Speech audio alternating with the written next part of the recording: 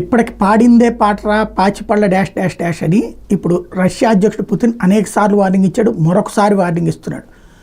ఉక్రెయిన్కి అణ్వాయుధాలు కలిగిన దేశాలన్నీ సహకరిస్తున్నాయి ఎక్సెప్ట్ భారతదేశం.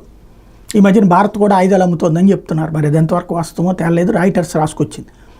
అణ్వాయుధాలు కలిగిన దేశాలన్నీ సప్లై చేస్తుంది. అలా అణ్వాయుధాలు కలిగిన దేశాలన్నీ సప్లై చేయడం అంటే మీరందరూ నన్ను టార్గెట్ చేసినట్టుగా భావిస్తానంటూ రష్యా అధ్యక్షుడు పుతిన్ హెచ్చరించాడు. రష్యాపై దాడి చేసేందుకు ప్రయత్నిస్తున్న ఒక దేశానికి అణుశక్తి కలిగిన మరో దేశం సహకారం అందిస్తుందని తీవ్రంగా పరిగణిస్తున్నామని పుతిన్ స్పష్టం చేశారు. అణ్వస్త్రాలు లేని దేశం చేసే దాడికి మద్దతు ఇస్తే రెండు దేశాలు కలిసి చేసినట్టుగానే భావిస్తామని హెచ్చరించారు.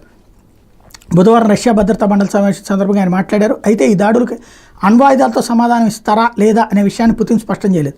ఇకపై నాటో అందించిన దీర్ఘశ్రేణి ఆయుధాలను ఉక్రెయిన్ ప్రయోగిస్తే అది రష్యా నాటో యుద్ధంగానే పరిగణిస్తామని మరోవైపు పుతిన్ చెప్తున్నారు.